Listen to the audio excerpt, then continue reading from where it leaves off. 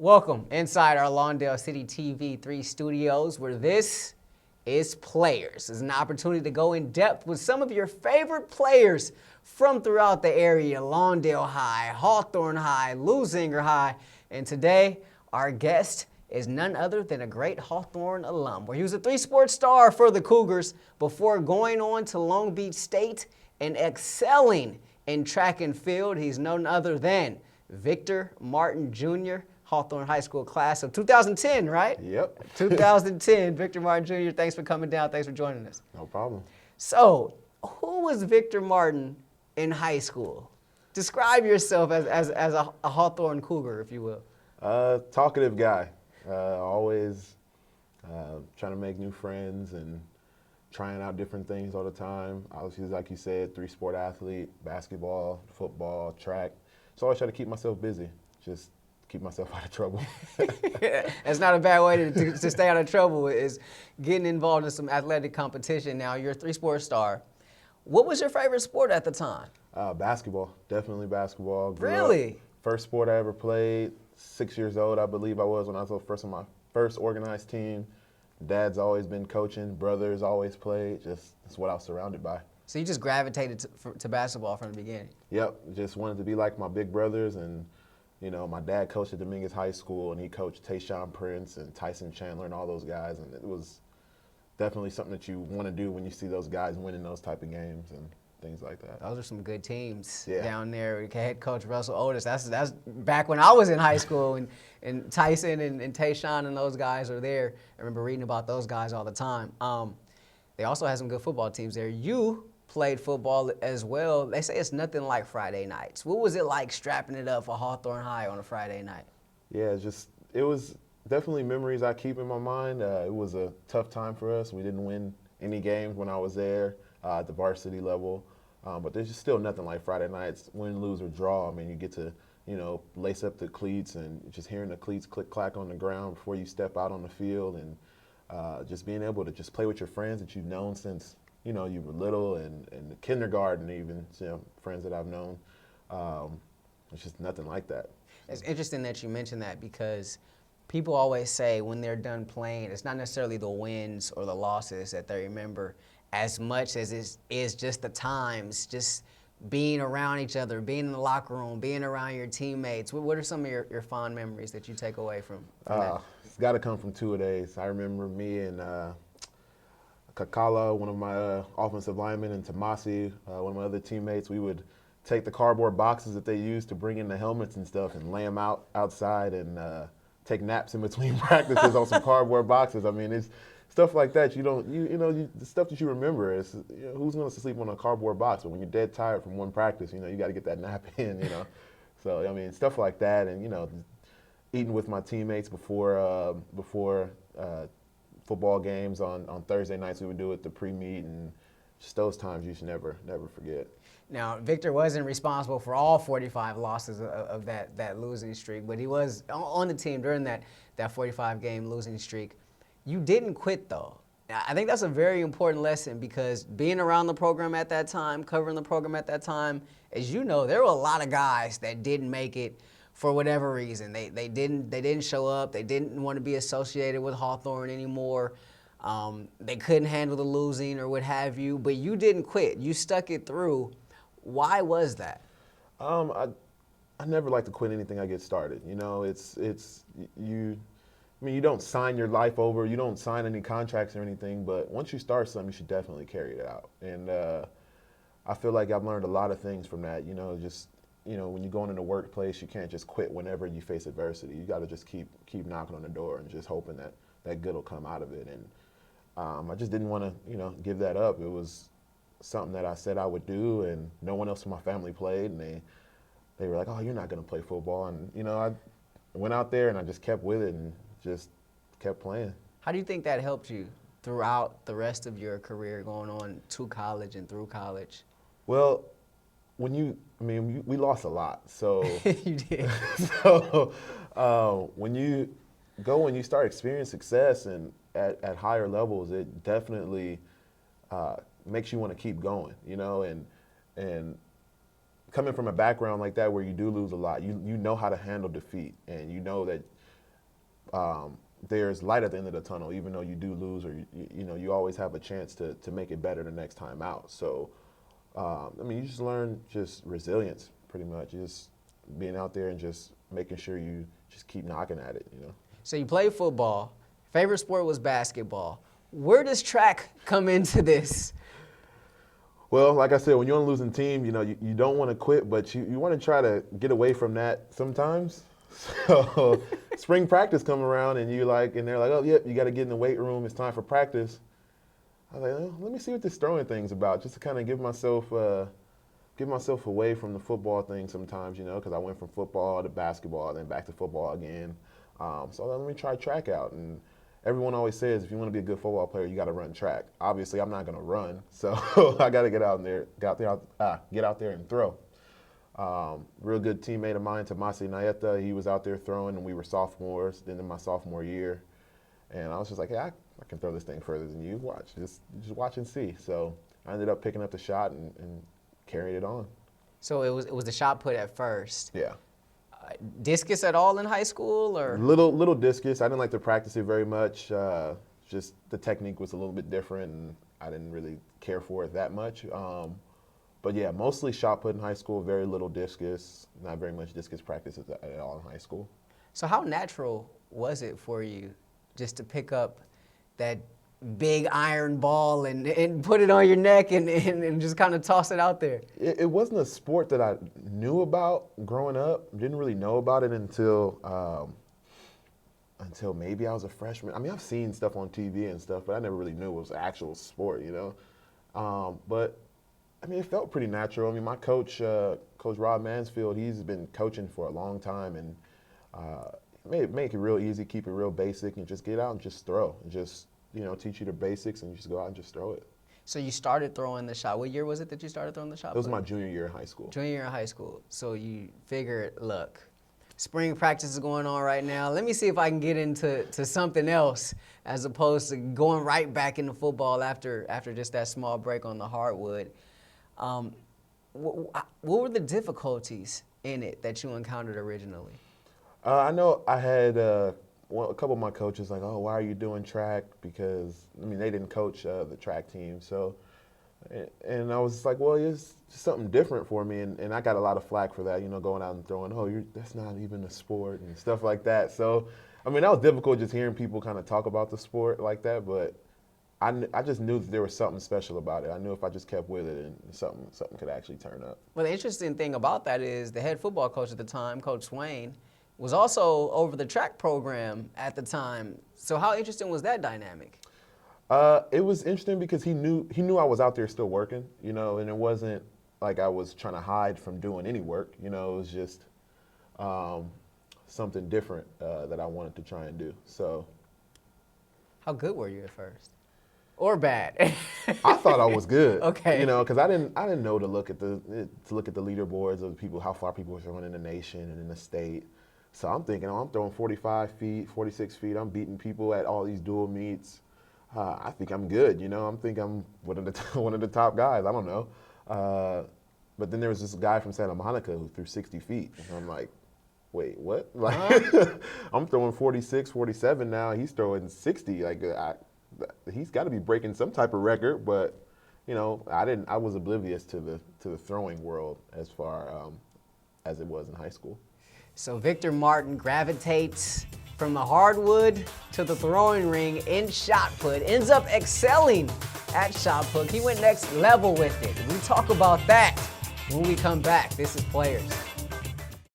Hi, I'm Donnell Beverly from the University of Connecticut, home of the 2011 National Championship UConn Huskies basketball team, and you're losing your Olympians. Beverly around the back, follow-away jumper, good, beautiful shot. It wasn't too long ago that I was playing basketball right here. I just want to thank him for having me here. I'm honored to play here. And the Huskies are the top dog in 2011. Winning the NCAA championship has always been a goal of mine, but so is getting a great education that will last me a lifetime. You can achieve your goals too. All you have to do is work hard and dream hard, and you can do anything you put your mind to.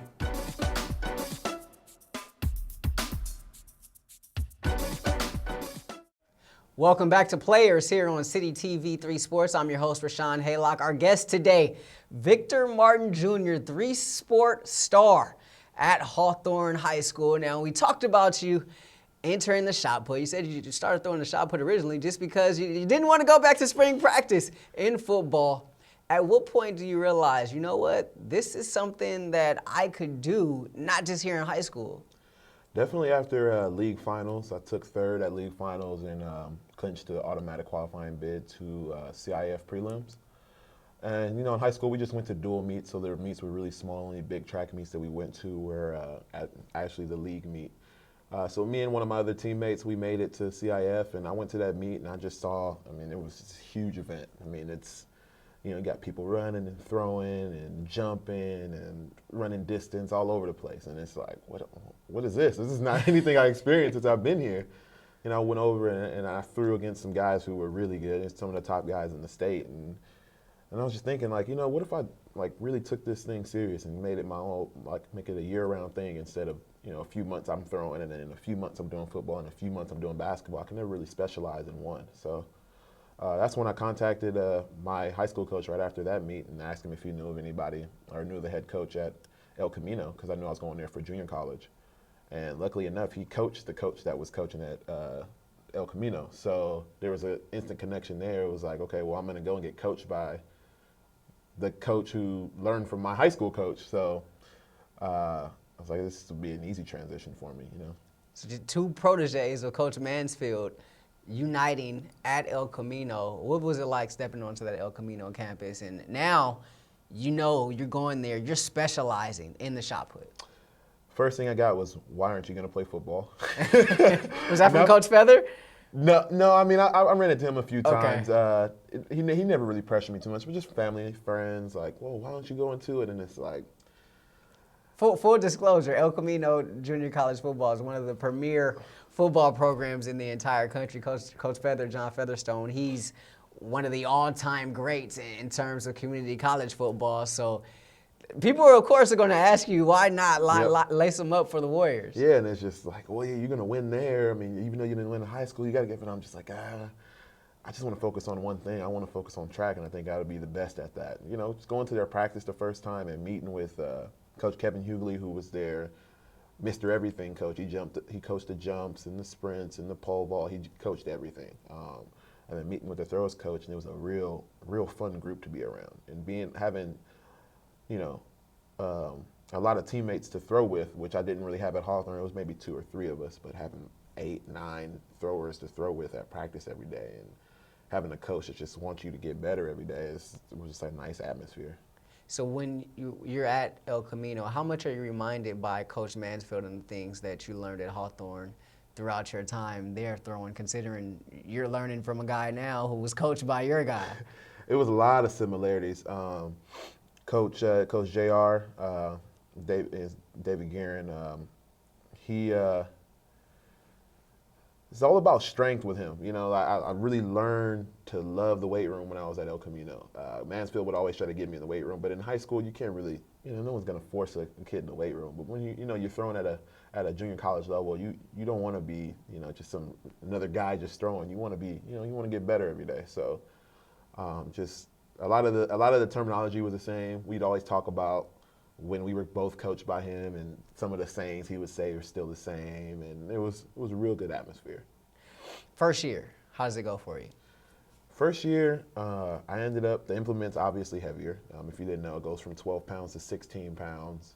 Which is a considerable difference, right? Yeah, it's definitely a lot heavier, but I was a bigger guy, so I was able to handle it a little better. Some of the smaller guys get tossed around by the 16-pound implement.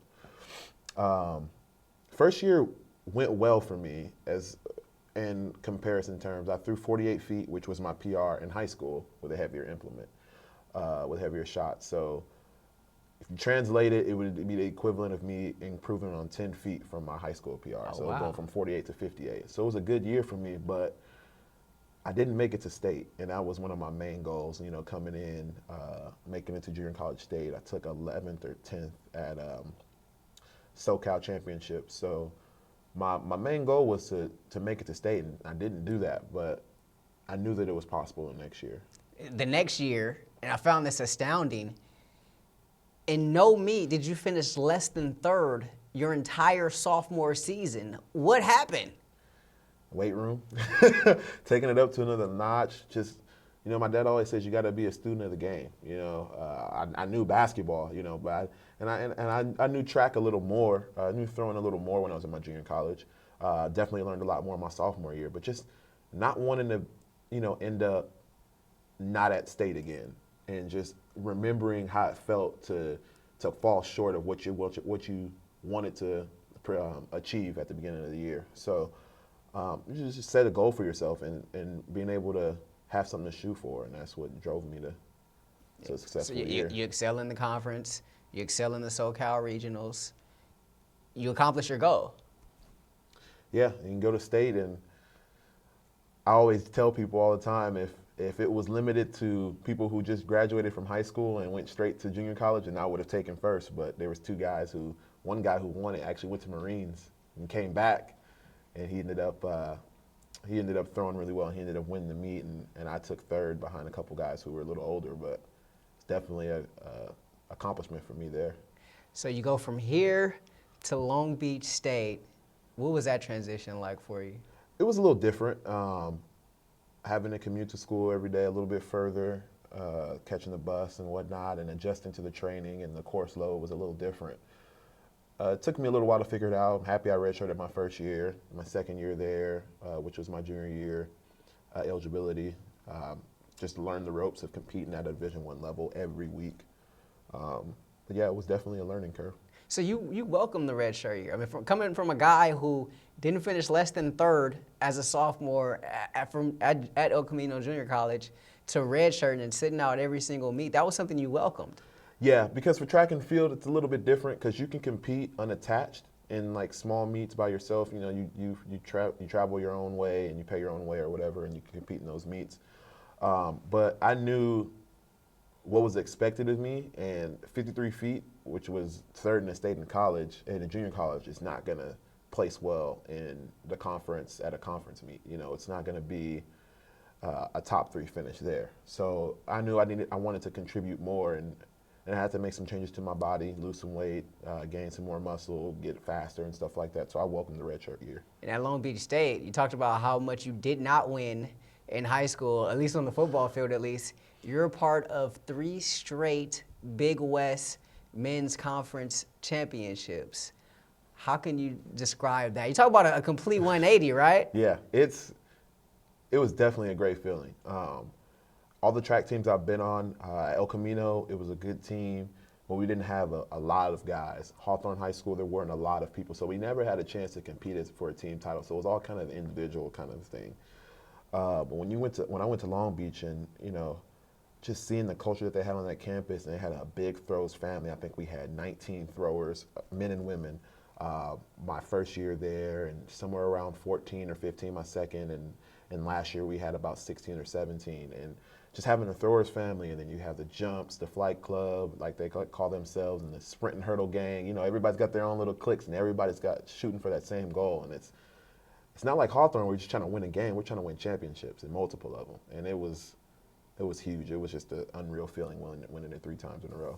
Now, Victor showed he can adapt from throwing a 12-pound shot put to a 16-pound shot put, but can he handle the 2-man weave? We're going to put him through that when we come back. This is Players.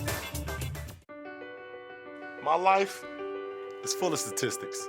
Thing is, I could have dropped out of school and become one myself, but I didn't, because I had people that believed in me.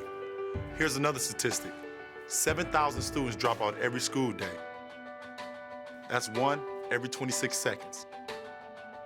It's time that students know that we believe in them.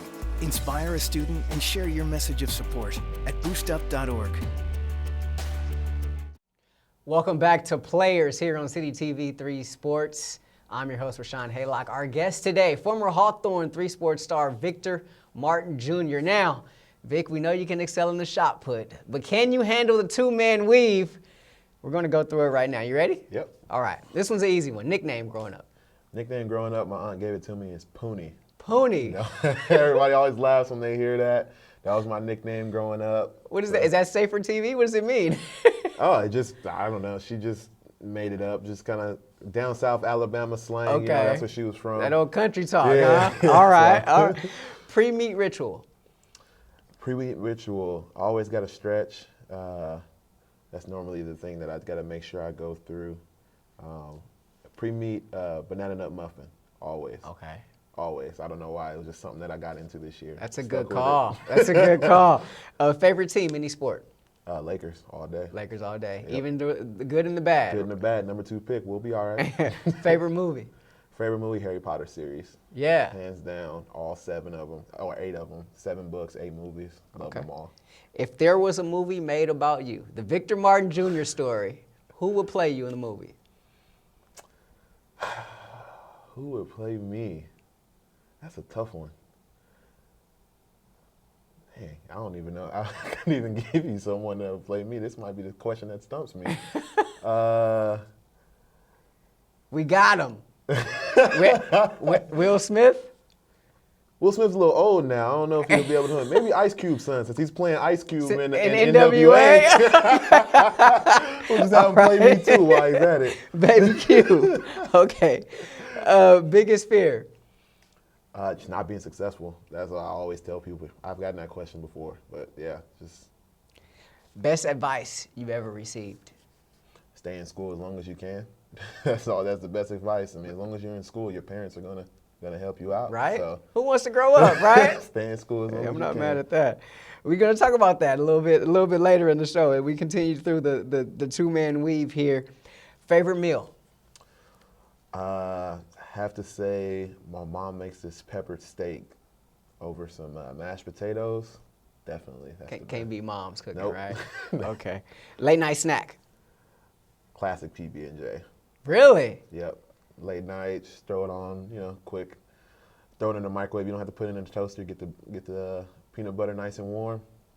Grape jelly? Grape jelly. Grape jelly. Everybody says strawberry's better, but I'm all about grape jelly. I'm an apple jelly guy myself, Okay, believe it or yeah. not. I can do that. My grandpa had the apricot jelly sometimes. Okay. That's a little different, but it works. Last one here for you. If you were trapped in a foxhole, who would you want in there to help you to get out? My dad. Yeah, Big. Yeah, Big. Well, he's not as big as He's anymore. not. I don't know if you guys have seen him lately. Big isn't as big anymore. But He's smaller than me now, but definitely have him in there. He'll definitely help me out. okay, nice. Nicely done. That was the two-man weave. That is Victor Martin Jr., our guest here on Players this week. We're going to come back to wrap it up with him. This, of course, is Players on CityTV Sports.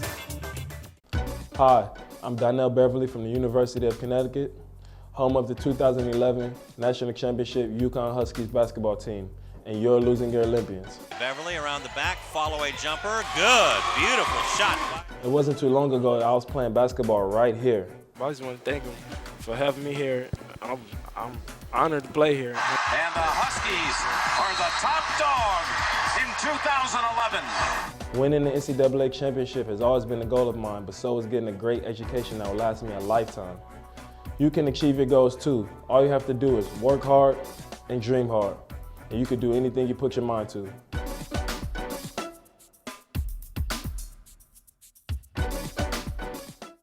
Woo! That was close. Victor Martin Jr. survived the two-man weave as we welcome you back inside our Lawndale CityTV 3 studios. Rahshaun Haylock here. Victor Martin Jr., our guest. This is Players.